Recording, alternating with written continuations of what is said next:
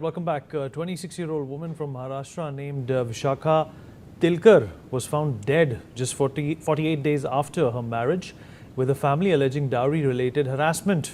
Vishakha Tilkar, who married Dr. Nitin Tilkar on the 30th of April, was found dead on the 18th of June. Her family claims she was pressured to bring additional money and jewelry from her parents and was subjected to physical and mental harassment. They have also alleged that CCTV cameras were installed throughout the house, with her movements being constantly monitored. Based on the family's complaint, police have registered a case against her husband, mother-in-law and brother-in-law on charges including cruelty and abetment to suicide. All three accused have been arrested and the investigation is underway at this point in time. Well, a video of Vishakha and husband Nitin after their marriage has surfaced. Vishakha can be seen opening a gift in the video.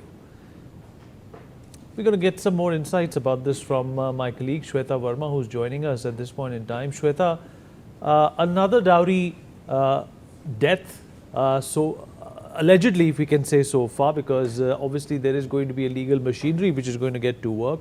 What more can you tell us about this case? How did it get to a point where this girl had to die?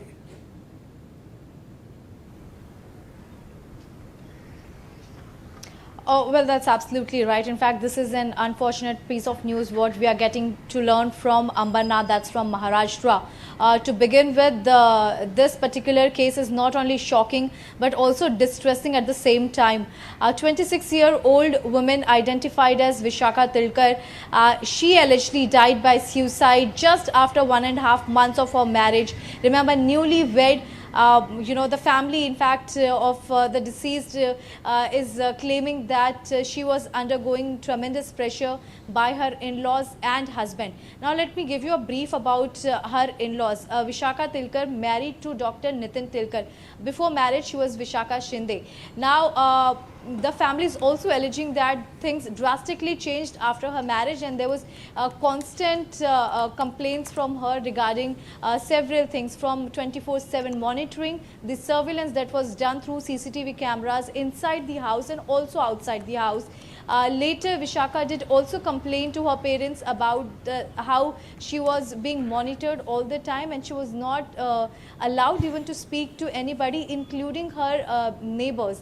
After this, the family has also been alleging that there was this constant pressure on her by not only from her husband, also from mother-in-law, identified as Vishakha Tilkar. Now, the family said that there were constant demands from the family to get valuable items and cash from her parental home. And just remember, in 1.5 months, the educated girl, she had to take this extreme step and end her life. Remember, in this entire case, the police has registered the case, and the case is also under the charges of abetment to suicide and cruelty against the husband of the deceased and the in-laws. Having said that, police has arrested Dr. Nitin Tilkar. However, mother-in-law and brother-in-law are still absconding, and the further investigation is underway.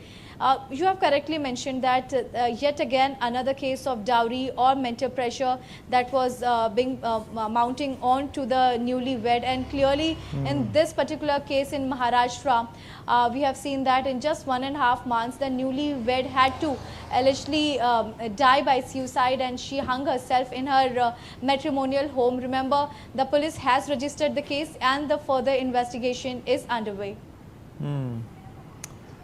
Shweta, stay on with us. I'm going to bring in Brinda Dige, women rights activist. Mr. Ellen Rao, former DCP of the Delhi Police, also joins us on the program. Brinda ji, yet here we are again talking about another young life gone because of greed, because of negligence and inaction by the society as a whole. What we are learning is that this poor girl was not even allowed to speak to her neighbors. There were CCTV cameras installed, and every time she made an outreach or made an attempt to speak to somebody, she was punished. She was assaulted. She was denied food, and yet, she managed to stay quiet about this for 45 days.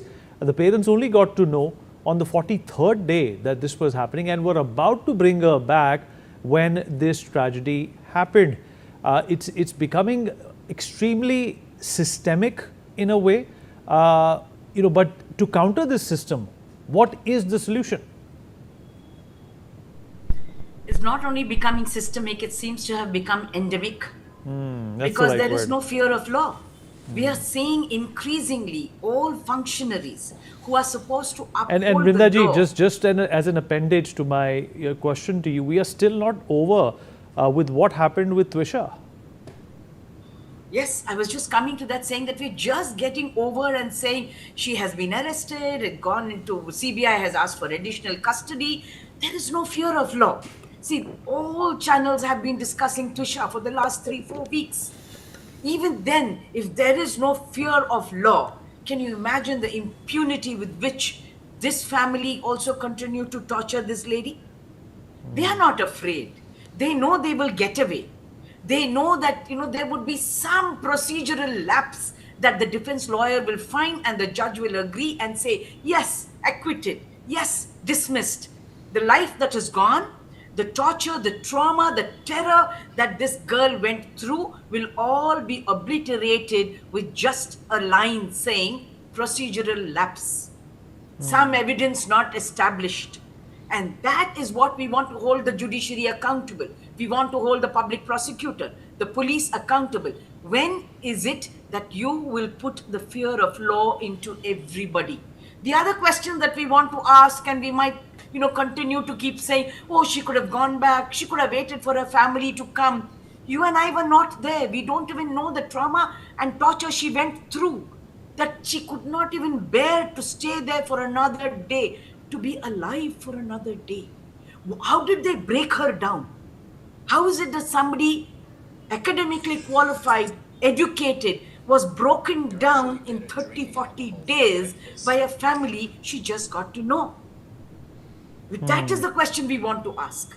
And then hold them accountable.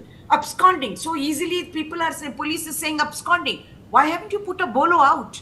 Is it so difficult for you to find them in this digital era? You can put their photos out and tell them, whoever sees these two creatures, please ensure that you call us. Even today, we are not taking it seriously. That is the scary part of it. You're right, ma'am. Trisha, all of these discussions, and even now, the system is not tightening. Brindaji, one small response from you on the laws associated with dowry. Isn't it normal practice in our country to also misuse some of these laws in many ways, even when there are no cases pertaining or there is no proof related to dowry?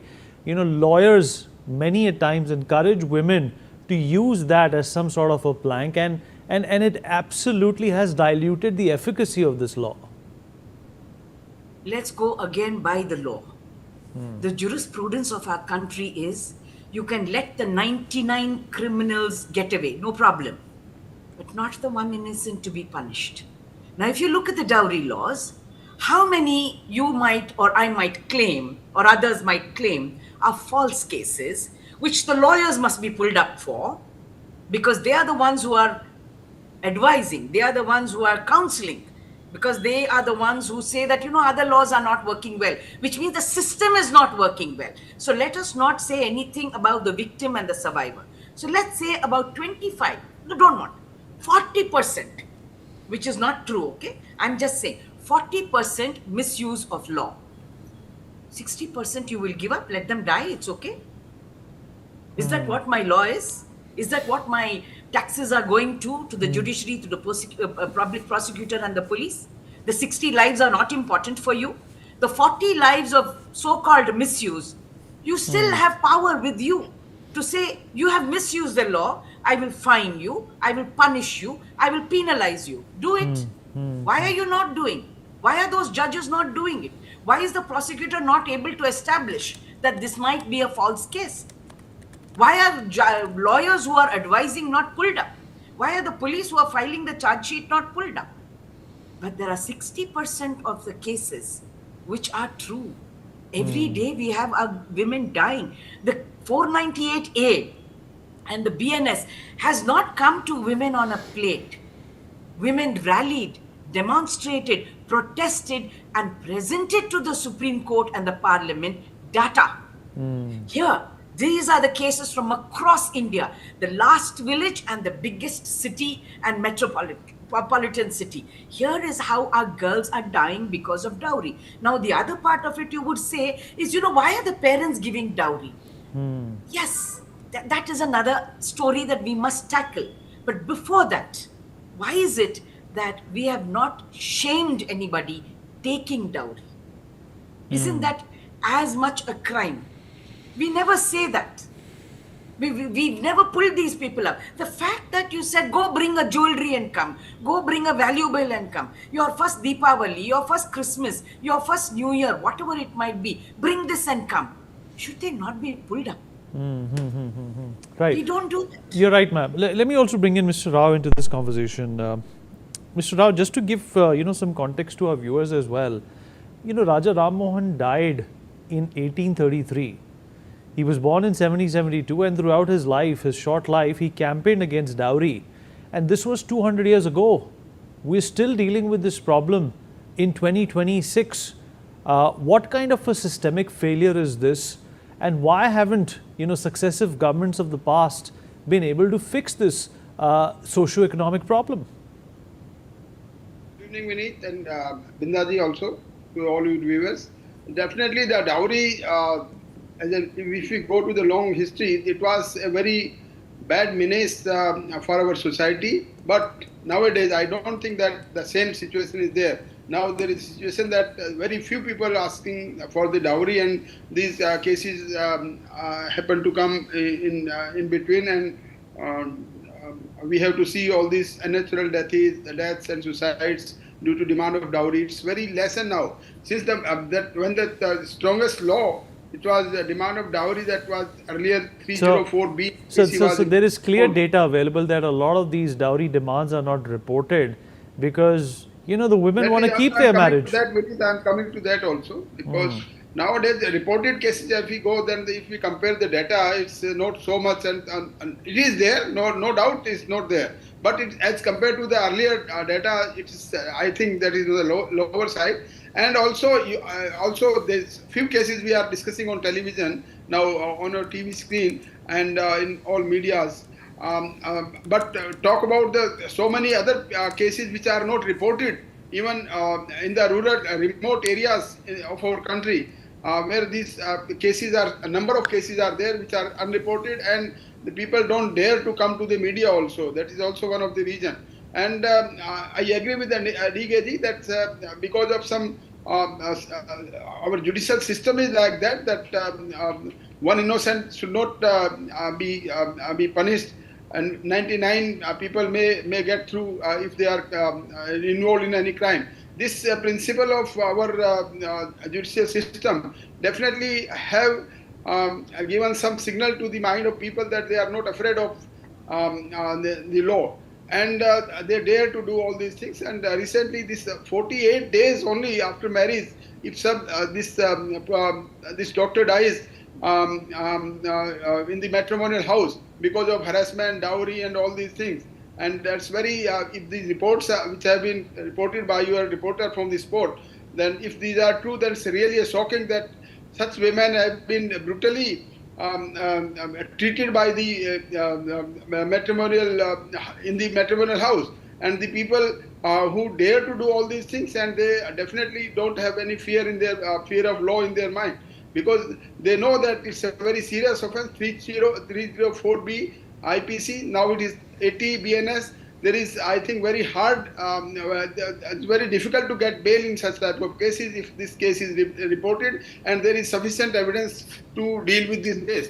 And these people who have been being blamed in this case, I don't think that they will get bail as early as possible. Even then, this is just, even this stringent law is there, but still people dare to do all these this type of cases. And this is something inherent in our society, and the people don't afraid of it. But I again say that now this percentage of such cases are lessening, and then the people are not in favor of dowry, not in even they are asking for the dowry, or people also discourage the people who are asking the dowry. They discourage that their children are not being married with those people who seem greedy, even if they are found that during inquiry, pre-matrimonial inquiry, if they are found that such people are greedy of dowry, I don't think that they will get their children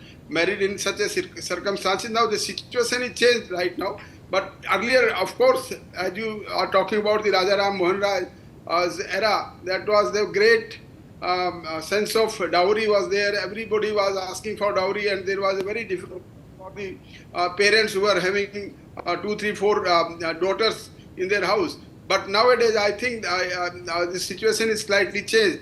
But still, we need to work on this with the social pressure or the judicial pressure, police pressure, and all these things. We must adhere to the law, and appropriate legal action should be taken by the police in such type of cases which have been reported.